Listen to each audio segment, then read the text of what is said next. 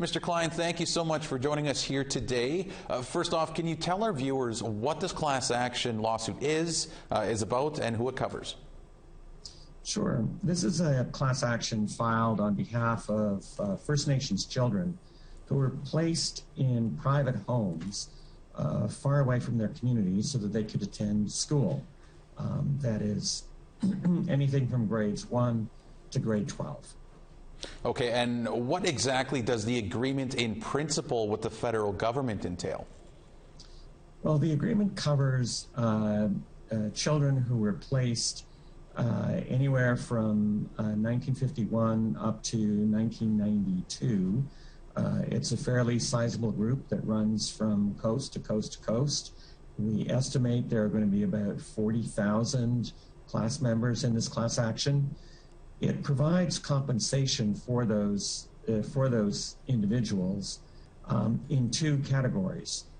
Category 1 is compensation of $10,000 for each class member, and that is for placement by Canada in the boarding homes program. Now, I say boarding homes because it's called the boarding homes program, but these are placements in private homes.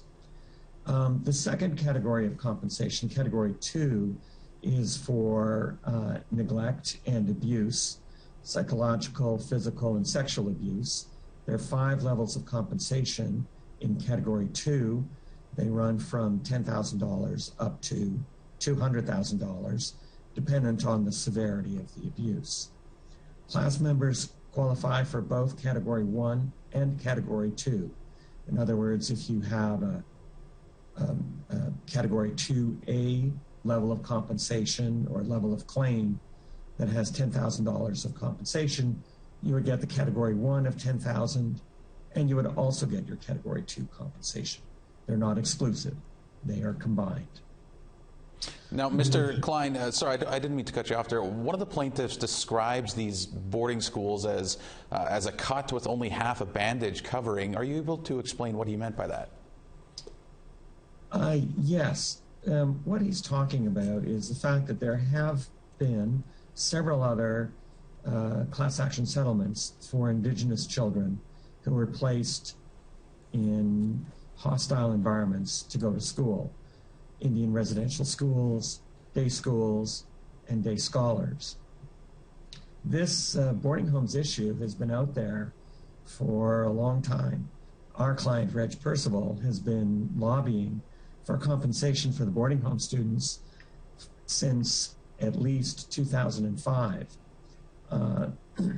He has pointed out for many years that they suffered similar types of abuse, the very same type of disconnect from their language, from their culture, from their heritage, from their family, and yet they were excluded from the several other compensation programs.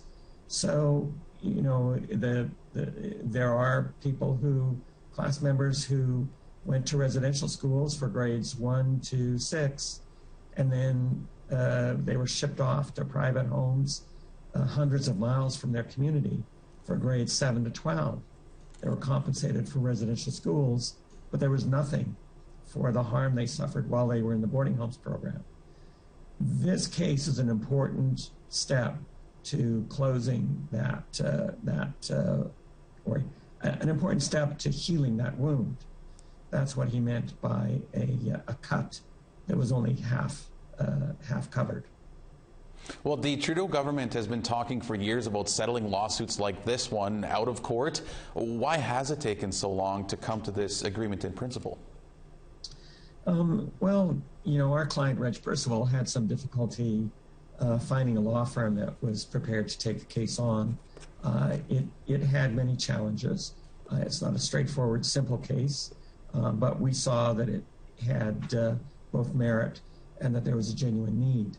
So the suit wasn't filed until 2018. That's 10 years, more than 10 years after the Indian residential schools settlement was actually entered into. So that's one reason for the delay. It just took a long time to marshal the resources and find legal representation.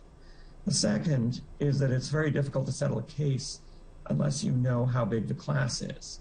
It took us a couple of years of research, review of Canada's documents, archival research to determine the breadth of this program, what the nature of the program was, and how big the class size was. Archival researchers were hired, but then Canada Archives was closed due to COVID. So that put a kink in our research and our work. And those are a couple of the reasons for the delay. But we are where we are. It is a very important accomplishment. Well, and lastly here, Mr. Klein, and maybe just a quick word on when plaintiffs can expect to see some compensation? So we're working on the final settlement agreement terms now. We have to hire a claims administrator. We have to put all that together, notify the class so that they are aware of the terms of the settlement, and then have an opportunity to have their voices heard. There will be a settlement approval hearing, and we welcome class members to review the terms of the settlement, to provide us with their feedback, to let the court know how they feel about the settlement. Once it's approved, we have to wait for the appeal period to expire, and we hope that if everything goes according to plan, the claim center will be open before the end of this year. Okay, perfect. Thanks so much for joining us today and providing us an update, Mr. Klein. You're very welcome.